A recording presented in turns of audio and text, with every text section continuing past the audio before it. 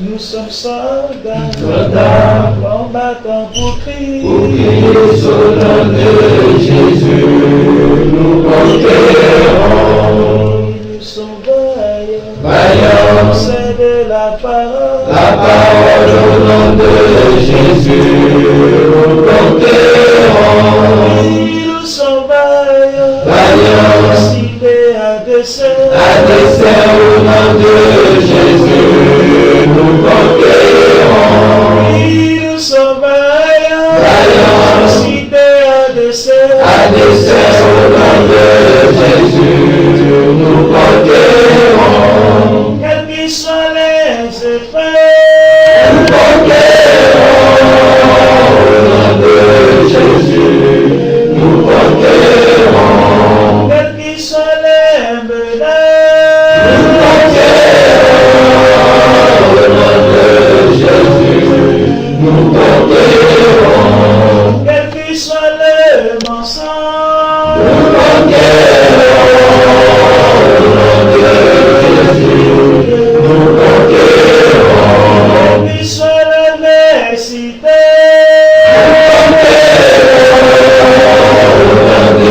Jésus, nous conquérons. nous sommes vaillants, Vaillants, cités à dessein. à dessein au nom de Jésus, nous conquérons. Nous sommes vaillants, Vaillants, cités à dessein. à dessein au nom de Jésus, nous conquérons.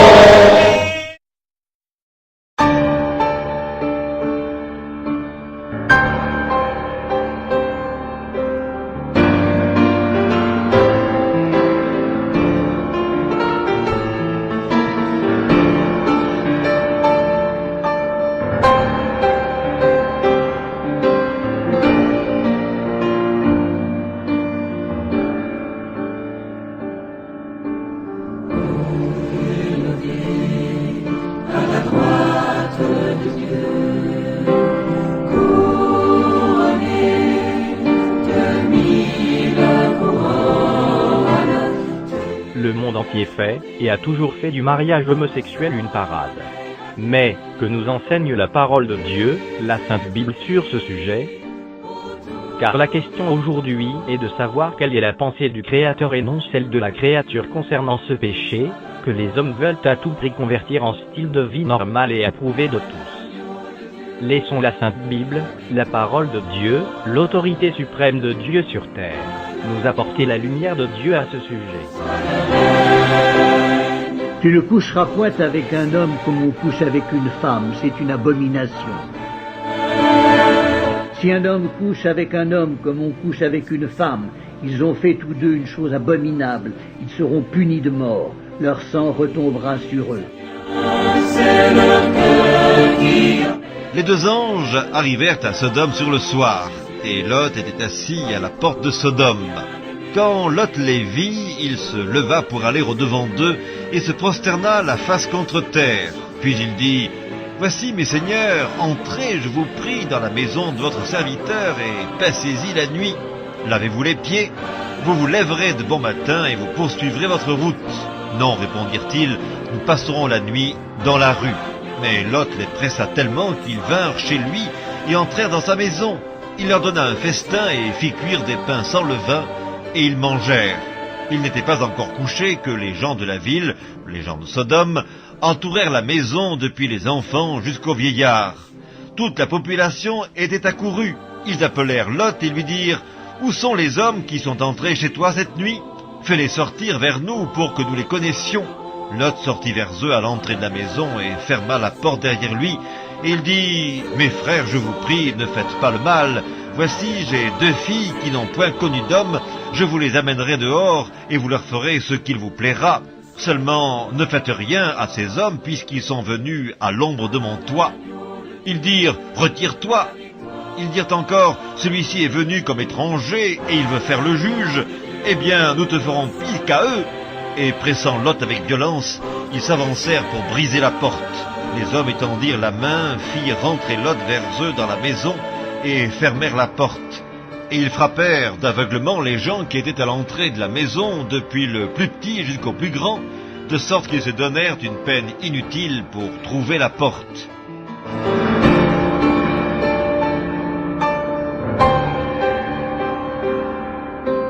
Il y eut même des prostituées dans le pays. Ils imitèrent toutes les abominations des nations que l'Éternel avait chassées devant les enfants d'Israël. Il ôta du pays les prostituées, et il fit disparaître toutes les idoles que ses pères avaient faites.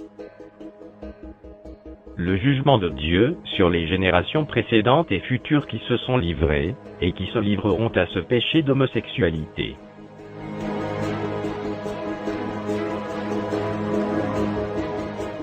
La colère de Dieu se révèle du ciel contre toute impiété et toute injustice des hommes qui retiennent injustement la vérité captive.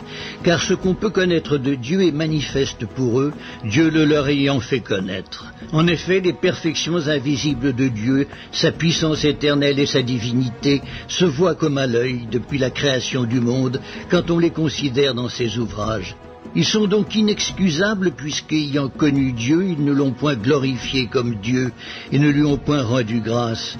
Mais ils se sont égarés dans leurs pensées et leur cœur sans intelligence a été plongé dans les ténèbres. Se vantant d'être sages, ils sont devenus fous et ils ont changé la gloire du Dieu incorruptible en image représentant l'homme corruptible, des oiseaux, des quadrupèdes et des reptiles. C'est pourquoi Dieu les a livrés à l'impureté, selon les convoitises de leur cœur, en sorte qu'ils déshonorent eux-mêmes leur propre corps, eux qui ont changé la vérité de Dieu en mensonge, et qui ont adoré et servi la créature au lieu du Créateur, qui est béni éternellement. Amen. C'est pourquoi Dieu les a livrés à des passions infâmes, car leurs femmes ont changé l'usage naturel en celui qui est contre nature. Et de même les hommes, abandonnant l'usage naturel de la femme, se sont enflammés dans leurs désirs les uns pour les autres, commettant homme avec homme des choses infâmes, et recevant en eux-mêmes le salaire que méritait leur égarement. Comme ils ne se sont pas souciés de connaître Dieu, Dieu les a livrés à leur sens réprouvé pour commettre des choses indignes, étant remplis de toute espèce d'injustice, de méchanceté, de cupidité et de malice. Pleins d'envie, de meurtre, de querelles, de ruse, de malignité, rapporteurs, médisants, impies, arrogants, hautains, fanfarons, ingénieux au mal, rebelles à leurs parents, dépourvus d'intelligence, de loyauté, d'affection naturelle, de miséricorde. Et bien qu'ils connaissent le jugement de Dieu, déclarant dignes de mort ceux qui commettent de telles choses, non seulement ils les font, mais ils approuvent ceux qui les font.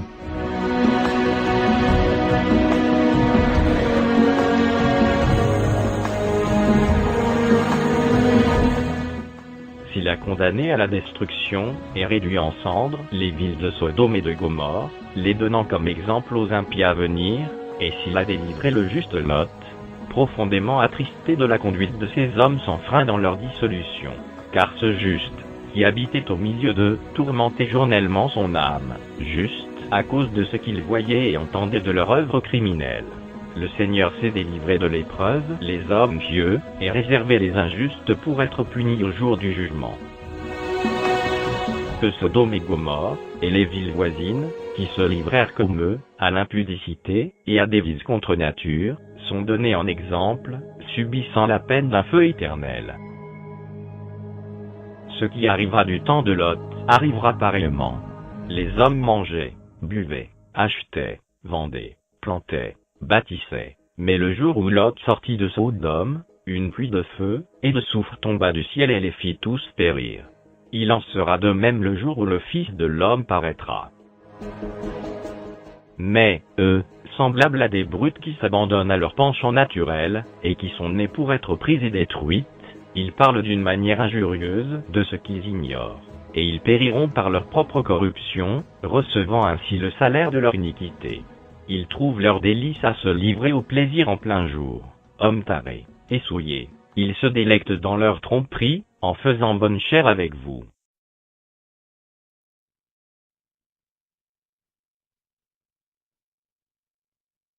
Ensemble, c'est le bien, avec la Bible dans la main. Alléluia. Quand vous venez dans nos réunions, amen, ayez une Bible, amen, parce qu'on ne parle pas sans Bible. La parole de Dieu, c'est notre référence. Et donc, vous allez savoir si je suis en train de prêcher à partir du Coran, amen, ou à partir de la Bible. Alléluia. Gloire au Seigneur. Que Dieu soit glorifié. Amen. Alléluia. Gloire à Dieu. On va lire, je le bien, dans 1 Corinthiens, chapitre 6. 1 Corinthiens, chapitre 6. 1 Corinthiens, chapitre 6, et nous lirons à partir du verset 9. Ne savez-vous pas que les injustes n'hériteront pas le royaume de Dieu? Ne vous y trompez pas. Ça veut dire, ne faites pas d'erreur.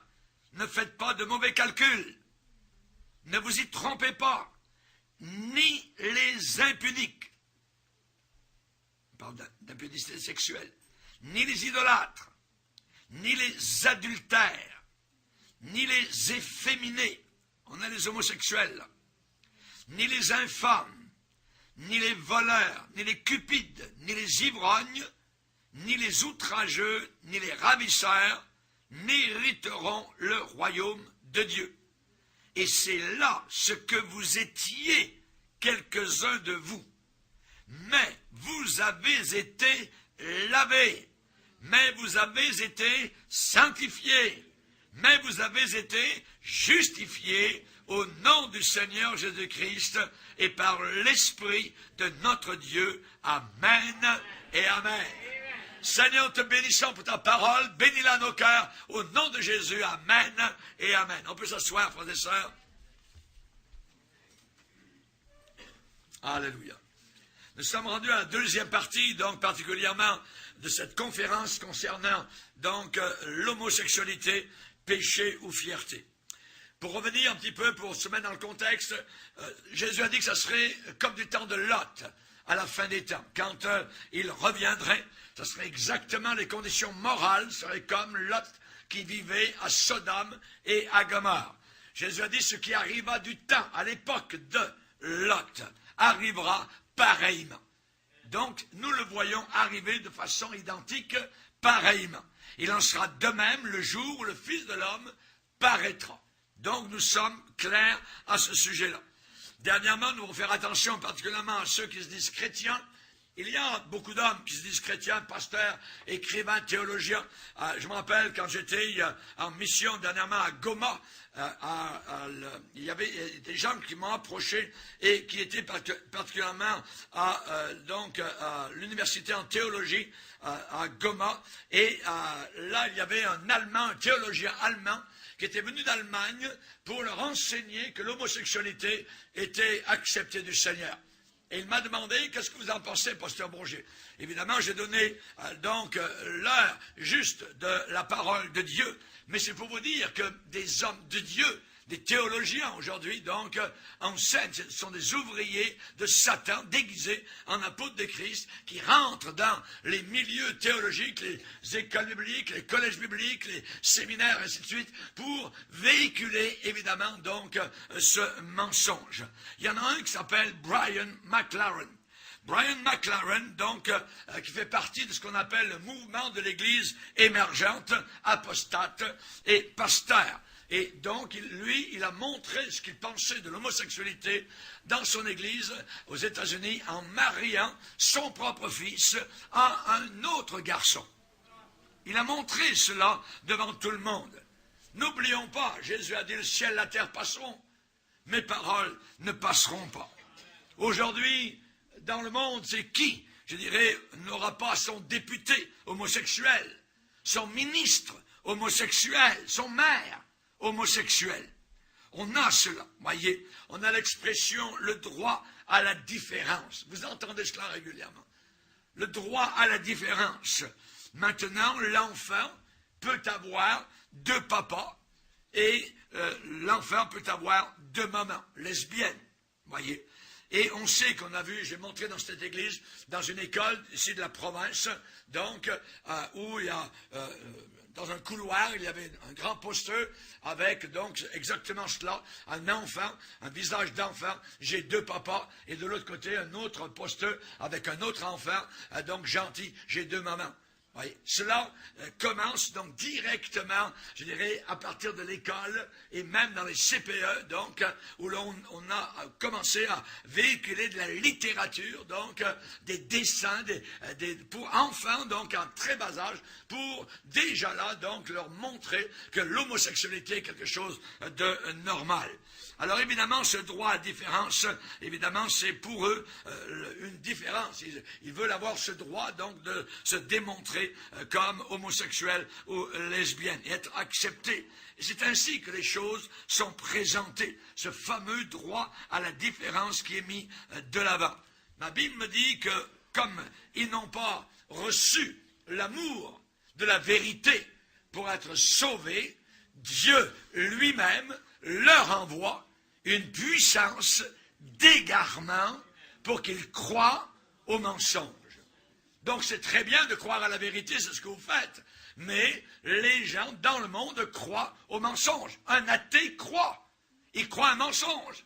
Il croit que Dieu n'existe pas. Voyez. Mais tout cela, évidemment, c'est une puissance d'égarement que Dieu permet à ces gens-là, donc, de recevoir. Aujourd'hui, ils disent, regardez, il y a les blancs, il y a les noirs, il y a les jaunes, il y a les rouges. De même, il y a les hétérosexuels et il y a les homosexuels. Et on n'y peut rien. Je suis né comme cela. Chers amis, je n'y peux rien. Chers amis, nous sommes des pécheurs. La réalité, c'est que la personne homosexuelle est un pécheur. La lesbienne est une pécheresse. C'est un péché, donc, et ceux, évidemment, qui ne sont pas d'accord avec, je dirais, l'homosexualité, alors sont taxés de racisme ou d'homophobes. Les lois gouvernementales, même de nos pays, sont venues légaliser la situation permettant, donc, aux couples homosexuels d'avoir une existence légale, et même d'être mariés légalement, et même d'élever des enfants. Cela est une abomination aux yeux de Dieu. Pour l'homme de la rue, l'homosexualité, c'est une simple différence à laquelle chacun a droit. Ils sont différents, voyez, et ils y ont droit. On sait qu'Obama est en faveur. Alors, quand vous avez, évidemment, l'abomination en haut lieu, évidemment, ça se répand très rapidement plus bas. On demande à tous les États américains actuellement de l'accepter. Maintenant, nous allons voir dans la Bible où est mentionné pour la première fois l'homosexualité. Voyez. Eh bien, chers amis, nous avons tout d'abord dans Genèse, voyez. Après, nous irons un peu plus loin, donc, dans Lévitique. Mais tout d'abord, donc, dans Genèse, je ne sais pas si on l'a là, non, on ne l'a pas. Mais particulièrement, donc, on va le voir dans Genèse, chapitre 19, c'est la première référence dans toute la Bible à l'homosexualité. On parle de Sodome. Et évidemment, donc, certains homosexuels disent, regardez, notre histoire, voyez, remonte à la nuit des temps. C'est pas d'aujourd'hui, voyez. Ouais, mais ils oublient de dire comment ça a fini. Ça a très mal fini, voyez. Ça a fini dans le feu, voyez. C'est une très triste référence. Hein. On a, évidemment, Jude, dans le Nouveau Testament, verset 7, qui nous explique la raison, voyez, pourquoi Dieu a jugé Sodome et Gomorrhe. On l'a dans Jude, verset 7, parce qu'ils se sont livrés à l'impudicité et à des vices contre nature. C'est écrit noir sur blanc, la raison pourquoi Dieu a envoyé le feu du ciel sur Sodome et Gomorrhe, qui sont introuvables aujourd'hui. Voyez. Donc c'est très clair. Et on sait que la deuxième référence dans la Bible à l'homosexualité, c'est là, ce que nous voyons dans Lévitique 18, verset 22. Tu ne coucheras point avec un homme comme on couche avec une femme. C'est une abomination. Une abomination. Voyez. Un peu plus loin, dans Lévitique, verset 20 et chapitre 20, verset 13, il est dit, si un homme couche avec un homme, ils seront punis de mort. Dans l'Ancien Testament, c'était la mort. Donc Dieu ne prenait pas cela, évidemment, à la légère. Des gens, donc, étaient exécutés pour avoir agi en homosexuel. Et Dieu n'a pas changé particulièrement. Cette sévérité peut nous surprendre, mais c'est celle de Dieu et c'est pas la nôtre. Et dans le Nouveau Testament, nous avons des textes qui sont aussi forts, évidemment, que cela. Voyez, Romains se sont enflammés dans leurs désirs, les uns pour les autres, et on parle ensuite ont commis des choses infâmes, d'infamie, et recevant en eux-mêmes le salaire que méritait leur égarement. C'est un égarement, voyez, égarement, abandonnant l'usage naturel de la femme, voyez. Donc l'apôtre Paul, avant d'arriver à cette conclusion, va dénoncer l'orgueil, la folie, l'aberration des hommes qui avaient à leur porter les preuves de l'existence de Dieu et de l'amour de Dieu, particulièrement au travers de sa création. Tout nous dit qu'il existe. Il suffit d'aller un soir par une belle nuit étoilée, et la nuit étoilée au-dessus de votre tête vous dit « Dieu existe ». Dieu existe. C'est lui qui a créé ça. C'est pas venu tout seul. C'est magnifique, c'est beau, c'est puissant. Il y a déjà, quand vous voyez les étoiles, il y a des étoiles qui sont éteintes depuis des siècles, mais elles sont tellement loin que la lumière est en train encore de vous parvenir. Imaginez. Mais la réalité, là-haut, des années de lumière, elles sont déjà éteintes. C'est grand, c'est immense. Notre Dieu est un Dieu puissant. Dernièrement, je voyais dans les découvertes de la NASA, tout ça, ils ont découvert une planète qui est tellement énorme, voyez, qu'à 900 km à l'heure, un avion qui part et qui roule jour et nuit, à 900 km à l'heure, il faudrait plus de 1000 ans pour faire une seule fois le tour de cette planète. Rendez-vous compte? Il suffit de faire 6 heures d'avion de l'Europe à peu près, d'ici en Europe, voyez. Et vous faites en 24 heures le tour de la planète Terre. Elle est toute petite. Cette immense planète, voyez, 900 km à l'heure. Jour et nuit, tout le temps. Ça prenait plus de 1000 ans pour faire le tour une seule fois. C'est assez grand. Merci. Notre Dieu est grand. Notre Dieu est puissant. C'est un Dieu de merveille, de gloire. Nous l'adorons, nous le bénissons. Nous sommes une grande poussière. Alléluia. Et l'homme, dans son orgueil, dans sa folie, dans son aberration, dit, il n'y a pas de Dieu. L'insensé, le fou, la folle, dit dans son cœur, il n'y a pas de Dieu. C'est de la folie totale. Oui. Ils ont préféré faire Dieu des arbres, des objets, des animaux, des pierres. Aujourd'hui, vous prenez les arbres, vous passez des écorces sur le corps, de n'importe quoi, voyez. Ils adorent les statues, ils parlent à de la pierre, ils parlent à n'importe quoi. Voyez. Donc, ce sont des idolâtres. Et la Bible dit que ces gens-là sont sans excuse. Sans excuse. Aucune excuse devant Dieu. Voyez. Se vantant d'être sages, ils sont devenus fous. C'est le verdict du docteur Jésus. Alléluia. Se vantant d'être sages, ils sont devenus fous.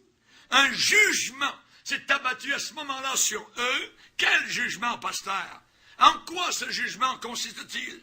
Eh bien, l'apôtre Paul explique, puisqu'ils n'ont pas reconnu Dieu, c'est la raison pour laquelle Dieu les a livrés, abandonnés, gave them up, les a livrés à l'impureté, selon les convoitises de leur cœur, en sorte qu'ils déshonorent eux-mêmes leur propre corps. C'est pourquoi Dieu les a livrés à des passions infâmes. Leurs femmes, voyez, ont changé l'usage naturel, comme celui qui est contre nature, de même les hommes, abandonnant l'usage naturel de la femme, sont enflammés, donc comme étant homme avec homme, des choses infâmes. C'est clair. Homme avec homme, deux homosexuels. Et recevant en eux-mêmes le salaire que méritait leur égarement. Le salaire du péché, c'est la mort. Ils sont coupés de Dieu, mort spirituelle, et plus tard, deuxième mort, jusqu'en enfer. Ce qu'on peut dire, c'est actuellement ce que nous voyons, c'est un égarement de la pensée. On écoute les nouvelles, on aimerait rentrer dans le poste de radio, leur tordre le cou, mais réveille-toi, t'es donc insensé, voyez? on voit cet égarement de la pensée autour de nous. En lisant simplement Romains 1er chapitre et Jude verset 7, il ressort clairement que l'homosexuel déshonore son corps et commet une chose décrite dans la Bible comme infâme, contre nature, indigne. Ces trois choses-là. Une infamie, une chose contre la nature et indigne. Donc ce n'est pas une évolution, je dirais, positive du comportement humain, mais c'est le résultat d'un égarement de la pensée. Un égarement de la pensée. Deux hommes, voyez, alors ici sur le gâteau, attention, hein. C'est abominable. Aujourd'hui, ils vont manger leur gâteau et demain, leur bouche sera remplie de gravier. Ce n'est pas du tout du bon sens. C'est la perte de la foi. C'est une perte totale de repère inné de la conscience. Dieu nous a donné un moniteur, une conscience. Mais l'homme l'a réduite au silence. Et cela a amené cette folie sexuelle. N'oubliez pas qu'il n'y aura absolument aucun homosexuel au ciel. Aucun homosexuel ne sera au ciel. Regardez-les bien, ceux que vous voyez, que vous côtoyez, sont des gens qui descendent dans l'enfer. Autant vous me voyez maintenant, autant vous voyez un homosexuel, ou vous entendez un homosexuel, c'est quelqu'un qui, dans quelque temps, sera au fond de l'enfer, en train de crier, de blasphémer. La Bible dit, les homosexuels, ne vous y trompez pas, n'hériteront pas le royaume de Dieu. 1 Corinthiens 6, 9. Même s'ils se réunissent dans leurs églises, même s'ils louent le Seigneur, quel Seigneur? Même s'ils ont imprimé une Bible à eux, c'est abominable. Les homosexuels n'hériteront pas le royaume de Dieu. Et pas seulement eux, évidemment, mais évidemment ceux qui sont sur la liste, voyez, les impudiques, les idolâtres. Un idolâtre, c'est quelqu'un qui parle à une statue, par exemple. Est-ce que le pape parle aux statues? Oh yes. Vous ne le verrez jamais au ciel. Vous ne le verrez jamais au ciel. Le pape François et tous les autres. Des idolâtres. Aucun idolâtre. Vous connaissez des ivrognes? Glou, glou, glou. Vous ne les verrez jamais au ciel. Jamais au ciel. Le monde, avec la psychologie, nous a fait croire que c'était des maladies. C'est faux, c'est un péché. Aucun adultère. Aucun ivrogne. Relisez bien votre Bible. Et la Bible dit, ne vous y trompez pas. Paul ajoute, le Saint-Esprit, ne vous y trompez, faites pas d'erreur.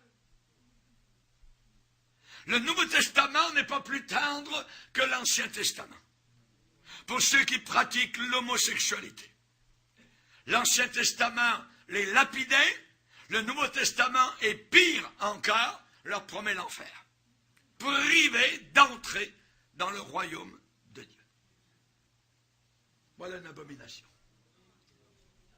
Une abomination. Privés d'entrer dans le royaume de Dieu. Qui donc, Bible en main, osera prétendre que l'homosexualité est acceptable et peut être vécue sans aucun remords? Qui donc, Bible en main, osera prétendre que la sagesse consiste en une plus grande ouverture d'esprit, une acceptation inconditionnelle de l'autre? Cette Bible a un passage qui dit « Malheur à ceux qui appellent le mal bien, et malheur à ceux qui appellent le bien mal. Malheur à ceux qui changent les ténèbres en lumière et qui changent la lumière en ténèbres. » Chers amis, cette Bible ne se trompe jamais. Les hommes avec leurs petits poings ont cassé leurs poings sur la Bible et ces gens-là sont morts. Mais la Bible reste et demeure. Elle est aimée par des millions de personnes autour de la terre, telle qu'elle est. Le prophète Nahum qui parle de des jugements de Dieu qui s'en viennent.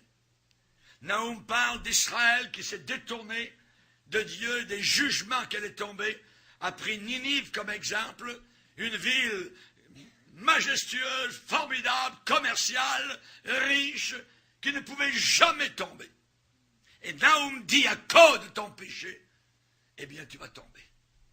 Ensuite, Nahum prend l'exemple de Nob, l'ancienne ville de Thèbes, en Égypte, qui était supposément imprenable aussi, ayant un front de mer, avec des murailles très hautes. Elle est tombée à cause de leur péché et de leur orgueil. Et Nahum déclare, et c'est ce qui va nous arriver, ce qui nous pend au nez, ton peuple, ce sont des femmes au milieu de toi. Ton peuple est un peuple efféminé. Ton peuple ne pourra pas résister au jour où l'ennemi entrera. Et l'ennemi est en train d'entrer à pleine porte. L'islam est une malédiction sur notre génération. Et les portes sont ouvertes. Et ils amènent avec eux le droit de mentir, le droit d'attaquer, le droit de détruire, au nom de Allah, au nom de l'islam. Vous les chrétiens, vous êtes à leurs yeux simplement de la viande à rôtir. Ils l'ont montré en décapitant, en clouant sur des croix des enfants et d'autres choses. Et cela s'en vient sur le monde entier.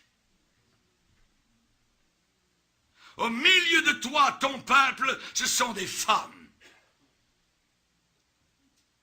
Ceux qui devraient parler, ceux qui devraient s'opposer, ceux qui devraient partir en guerre contre l'erreur,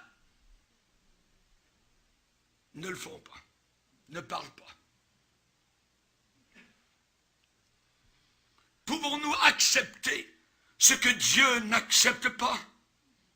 Pouvons-nous accepter ce que Dieu refuse? Nos gouvernants passent des votes en faveur de l'homosexualité. Ce qu'ils sont en train de faire, ce n'est pas uniquement lever leurs mains, ils lèvent leurs poings contre le Dieu d'Abraham, d'Isaac et de Jacob. Nous sommes sur le point de voir des jugements terribles, tels que le monde n'en a jamais connus auparavant. Un quart de la population du monde va disparaître dans les années à venir. Un quart. C'est plus qu'1 milliard de personnes. C'est presque 2 milliards de personnes. Et ce livre ne se trompe pas. C'est écrit. Apocalypse chapitre 6. C'est très clair que la Bible parle de l'homosexualité comme un péché, une perversion qui mérite le jugement de Dieu. Mais je dirais, cependant, malgré cela, c'est à la hauteur de tout autre péché. Ces gens-là sont coupables, mais pas moins que tout autre péché. La Bible est claire, Jésus a enseigné, nous sommes nés pécheurs. Ce qui sort de l'homme, c'est ce qui souille l'homme. C'est du dedans, c'est du cœur des hommes que sortent les mauvaises pensées, les adultères, les impudicités, les meurtres, les vols, les cupidités, méchanceté, fraude, dérèglement. L'homosexualité est un dérèglement. Le regard envieux, la calomnie, l'orgueil, la folie, toutes ces choses mauvaises sortent du dedans et souillent l'homme et l'emmènent au jugement. L'homosexuel, c'est quelqu'un de responsable. Il est responsable de son homosexualité, comme le voleur est totalement responsable, comme le meurtrier est responsable, comme le menteur est responsable. Il y a ce que les gens disent, mais il y a ce que la Bible dit. C'est ce que Dieu dit. Et la mission de l'Église, ce n'est pas de se jeter dans un sentimentalisme ambiant, voyez. Ce n'est pas de suivre les nouvelles idées philosophiques ou religieuses. Cela, ce sont des excuses au péché. Le diable a été capable de permettre qu'il y ait une Bible homosexuelle. Je l'ai montré ici, cette Bible-là. C'est abominable. Nous avons un message pour tous les êtres humains, y compris les homosexuels. Nous ne les condamnons pas. Loin de là. L'Église leur dit ce que nous disons aux autres. Dieu vous a tellement aimé qu'il a donné son Fils à la croix du Calvaire pour que vous ne descendiez pas avec votre péché en enfer, mais que vous soyez sauvés et que vous alliez au ciel. En Jésus-Christ, il y a pardon de tout péché, quel qu'il soit. Il y a délivrance du péché. Il y a une force pour vivre libre dans la pureté. Et il est possible de découvrir la noblesse de la vie, la beauté des choses de la vie. Paul déclare à certains chrétiens qui faisaient partie de l'église de Corinthe en disant, c'est lorsque vous étiez quelques-uns de vous. Mais vous avez été lavés, sanctifiés, justifiés. C'est une bonne nouvelle pour tous les homosexuels. Il y a des gens en France qui ont marché dans les rues. Il y en avait autant, je dirais, qui marchaient contre l'homosexualité que ceux qui marchaient pour. Et une bannière était très bien. Papa et maman, il n'y a pas mieux pour un enfant. Alléluia. Que Dieu soit béni. Le péché d'homosexualité, pourquoi? Parce que la Bible en parle non pas comme un bien, quelque chose de bien, mais elle en parle comme quelque chose de mal. Elle en parle comme quelque chose de mal. Quand Dieu a appelé Israël à être sa nation à lui, dans un sens distinctif, Dieu a pourvu de façon miraculeuse à leur délivrance de l'esclavage d'Égypte. Vous le savez. Mais Dieu a fait plus que cela. Dieu leur a donné, Dieu leur a accordé un code de comportement. Pas le code d'Hammurabi, non. Le code biblique.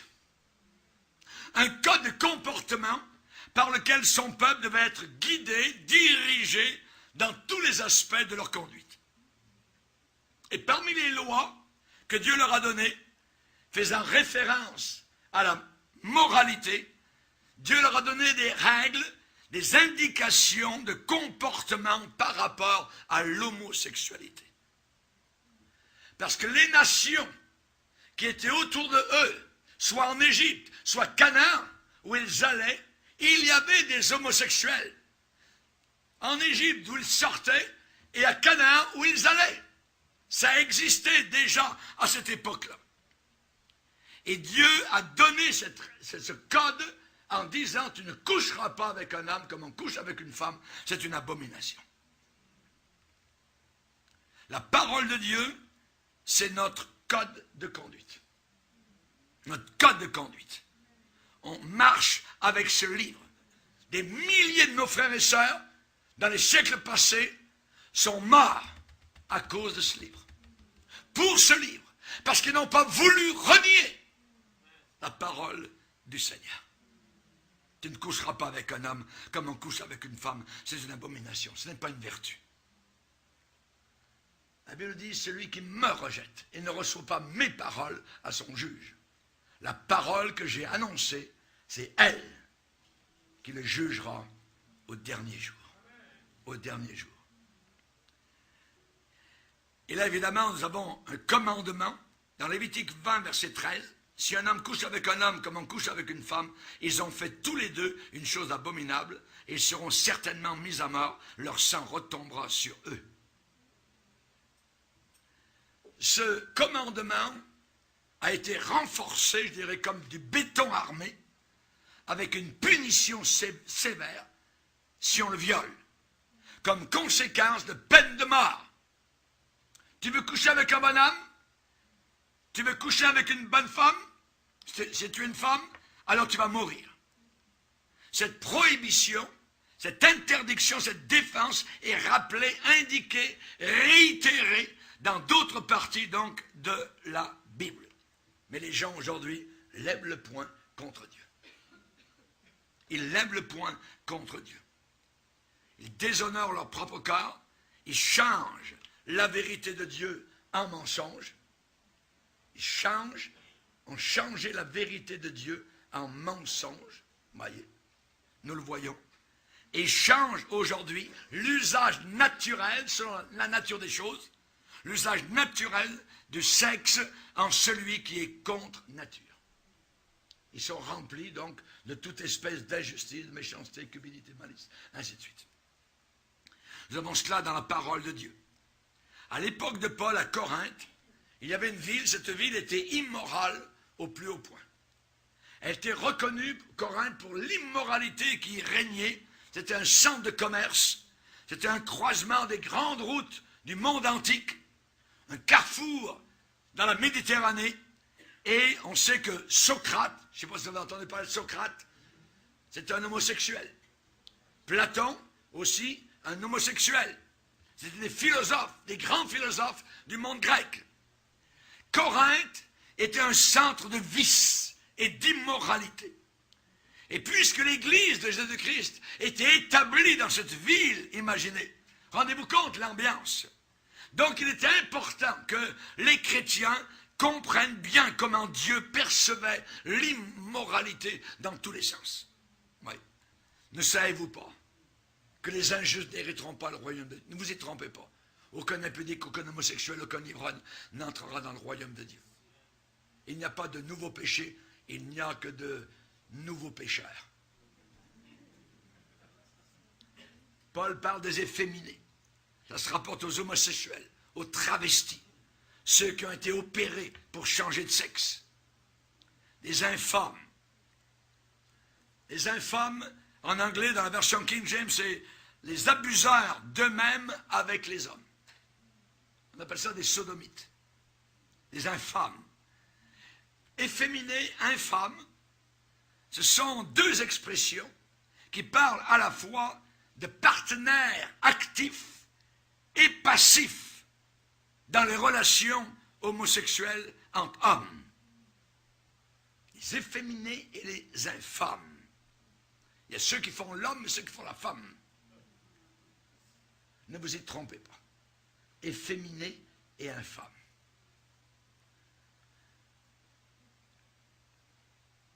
La Bible dit, sachant bien que la loi de Dieu n'est pas faite pour le juste, mais pour les infâmes.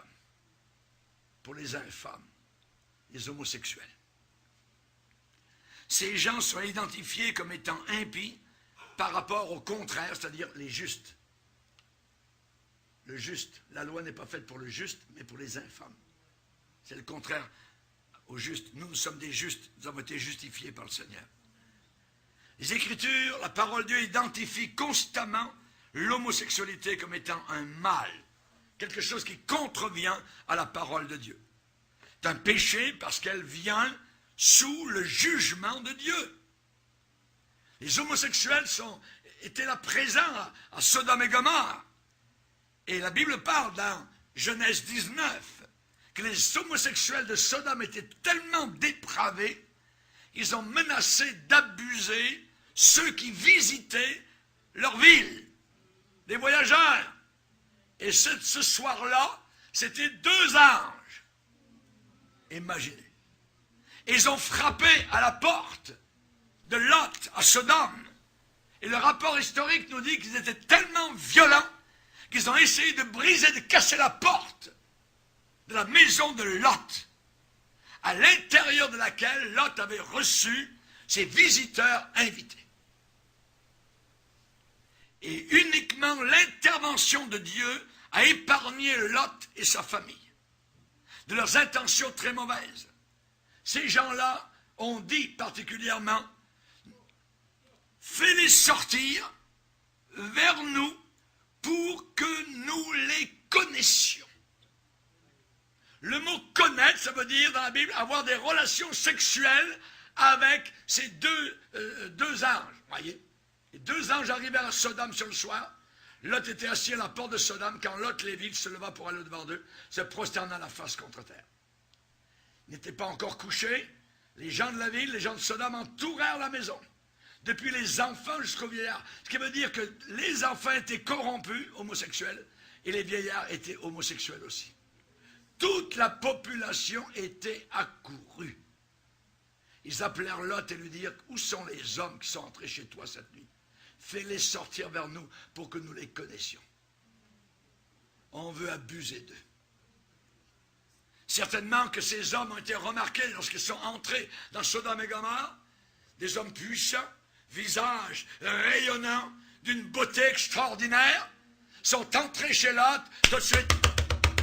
Lot, fais sortir ces deux hommes. On veut les connaître. On veut avoir du fun avec eux.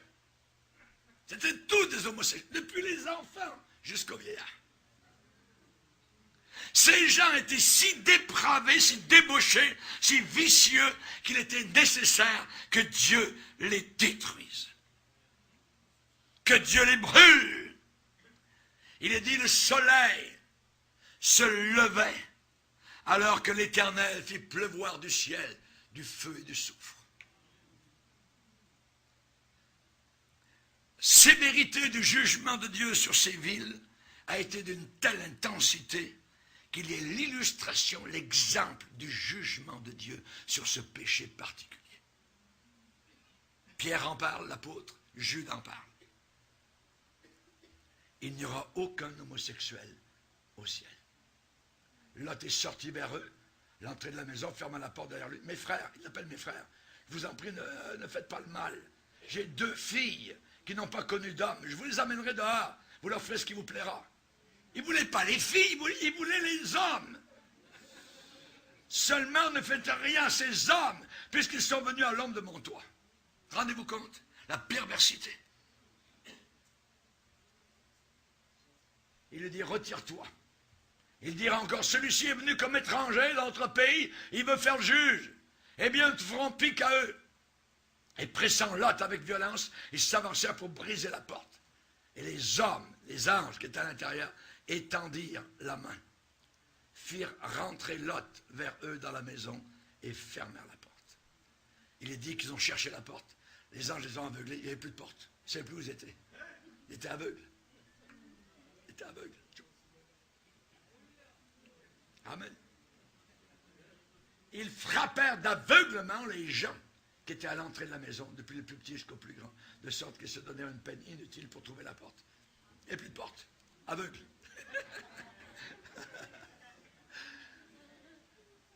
Le soleil se levait, l'Éternel fit pleuvoir du ciel sur Sodome et Gomorrhe, du soufre et du feu de par l'Éternel. Il détruisit ces villes, toute la plaine, et tous les habitants des villes et les plantes de la terre. La femme de Lot regarda en arrière, elle devint une statue de sel. Aujourd'hui, on nous dit qu'il ne pousse absolument rien. Rien. Dans cet endroit-là. Depuis 4000 ans. Dieu a détruit. Et il n'y a rien qui pousse. Maintenant, la grande question.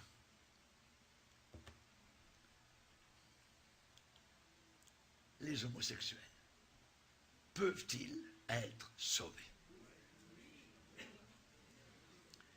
Les homosexuels peuvent-ils être sauvés? Même si la parole de Dieu rend bien clair que l'homosexualité est un péché et encourt le jugement de Dieu, cependant, rendez-vous compte, à cause de la croix, à cause de la croix, l'homosexualité peut être pardonnée. Les homosexuels peuvent être sauvés s'ils se repentent et abandonnent leur péché. L'homosexualité est un problème de moralité. Seul Dieu peut aider le pécheur. Avec Dieu, rien n'est impossible. Nothing is impossible with God. Rien.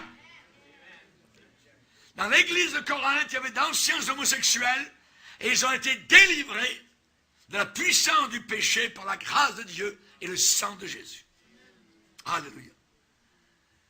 Vous étiez, c'est ce que vous étiez quelques-uns d'entre vous.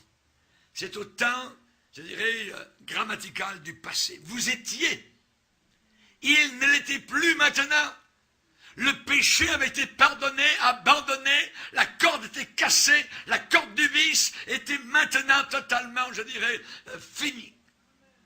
Cassée, brisée. Ils avaient été homosexuels et ils avaient été délivrés. 1 Corinthiens 6, ne vous y trompez pas, aucun impudique, idolâtre, efféminé n'entrera dans le ciel. Voyez. Mais vous avez été lavés, sanctifiés, justifiés. Ça arrive aussi aux homosexuels. Le sang de Jésus lave. Il lave. Amen. Ce n'est pas un petit détergent, je dirais, de la planète Terre, ou la petite ménagère. Hein, oui. Ça, c'est un détergent puissant qui lave. Amen. La scorie qui colle au cœur. Amen. Le sang de Jésus. Ah oui. Gloire au Seigneur. Nous purifie de tout péché. Jean-Baptiste a vu Jésus venir vers lui. Et il a dit, voici l'agneau de Dieu qui ôte le péché du monde. Alléluia. Gloire à Dieu. Venez, plaidons, dit l'Éternel. Si vos péchés sont comme le cramoisi, ils deviendront blancs comme la neige. S'ils sont rouges comme la pourpre, ils deviendront comme la laine. Jésus est venu pour sauver les pécheurs, les adultères, les homosexuels, les voleurs. Mettez-en, notre Sauveur est fidèle et juste. Amen. Il est fidèle et juste pour nous les pardonner et nous purifier de toute iniquité. Amen. Quand vous voyez deux femmes avec une petite fille, amen, elles sont mieux, amen, de demander pardon au Seigneur, de venir à Dieu, sinon elles s'en vont vers l'enfer éternel. Et imagine la petite fille qui va être élevée au milieu de tout ça.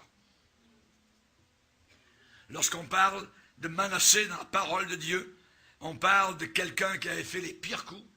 Et il était en prison, il a prié Dieu, et il a dit, oh Dieu, pardonne-moi, tu es le Dieu de mon Père. Et la Bible dit, Dieu se laissant fléchir. Dieu se laissant fléchir, pardonna tous ses péchés, et le ramena à Jérusalem. Alléluia. Un gars qui tuait les bébés, qui les offrait aux démons. Quelqu'un qui adorait les étoiles, qui tirait des pronostics, qui avait un démon sur une épaule et un autre sur l'autre épaule. Eh bien, il a été pardonné par le Seigneur. Alléluia. Notre Dieu est tout-puissant. Amen. Alléluia. Gloire au Seigneur. Nous sommes nés pécheurs, n'oublions pas. Amen. Maintenant, quelle est l'attitude, en terminant, des chrétiens envers les homosexuels? Eh bien, les chrétiens sont soucieux, évidemment, sur ce que la Bible enseigne, sur l'homosexualité, mais nous devons savoir quelle attitude adopter envers eux. Voyez, qu'est-ce qu'on fait avec eux? Il y a certains péchés qui semblent répréhensibles, plus que d'autres, voyez, et qui affectent non seulement les pervertis, mais en plus impliquent ceux qui sont nouvellement recrutés dans ce domaine-là. Et les chrétiens, évidemment, veulent être conformes, je dirais, à la parole du Seigneur, en harmonie avec les Écritures. Alors, évidemment, il faut non pas j'appellerais une crédulité sentimentale, voyez, qui pousse à tolérer cette conduite-là, voyez. Et on ne peut pas non plus, de notre côté, passer au-dessus de certaines occasions, si on peut en aider quelques-uns à sortir, s'ils sont vrais, s'ils désirent. Parce que c'est un tourment, il y a beaucoup de suicides parmi les homosexuels. Beaucoup, beaucoup. Voyez. L'homosexualité vous met en contact avec les démons, autant que la drogue. Donc, évidemment, on doit faire confiance au Saint-Esprit. Nous croyons dans un vrai mariage entre un homme et une femme, et on sait particulièrement donc que le Seigneur nous demande d'avoir pitié d'eux, d'avoir, je dirais, de la compassion pour eux, et l'amour de Dieu doit être répandu dans notre cœur pour ces gens, amen, qui ont besoin du salut. Nous étions perdus, nous aussi. On n'a peut-être pas été, je dirais, homosexuels, mais on était aussi perdus. Et on a eu besoin de l'amour du Seigneur. La conclusion, c'est que le chrétien doit rester loyal à Dieu et à sa parole, en aidant les homosexuels à reconnaître que leurs voix sont des voix de pécheurs. Et nous devons témoigner, évidemment, donc, de la puissance transformatrice de Dieu. Voyez, le Seigneur a déclaré, je suis le chemin, la vérité et la vie, et personne ne vient au Père que par moi. C'est Jésus-Christ de Nazareth, le Jésus de la vraie Bible, amen, qui est mort sur la croix au milieu de son sang pour pardonner, pour effacer tous les péchés. Amen. Alléluia. La Bible dit que celui qui ramènera un pécheur de la voie où il s'était égaré sauvera une âme de la mort et couvrira une multitude de péchés. Alléluia. Alléluia. Seigneur, nous te bénissons pour ta parole.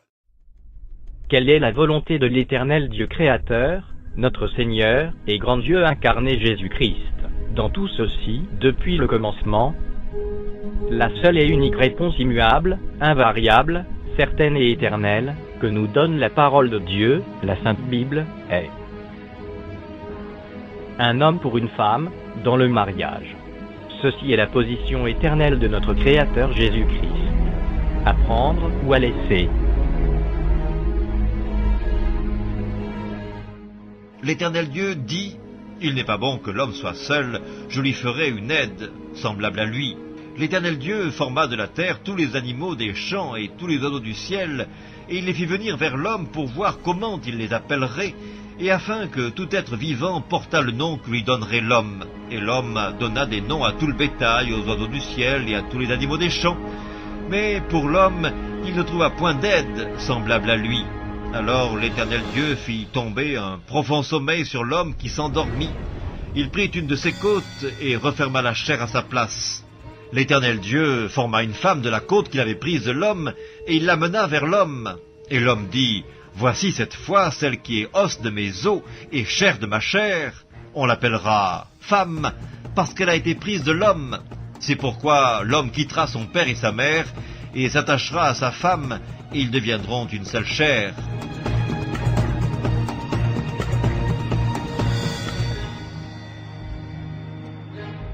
Il répondit, « N'avez-vous pas lu que le Créateur, au commencement, fit l'homme et la femme et qu'il dit, c'est pourquoi l'homme quittera son père et sa mère, et s'attachera à sa femme, et les deux deviendront une seule chair. Ainsi ils ne sont plus deux, mais ils sont une seule chair. Que l'homme donc ne sépare pas ce que Dieu a joint. » Pour ce qui concerne les choses dont vous m'avez écrit, je pense qu'il est bon pour l'homme de ne point toucher de femme. Toutefois, pour éviter la pudicité, que chacun ait sa femme et que chaque femme ait son mari. Que le mari rende à sa femme ce qu'il lui doit et que la femme agisse de même envers son mari.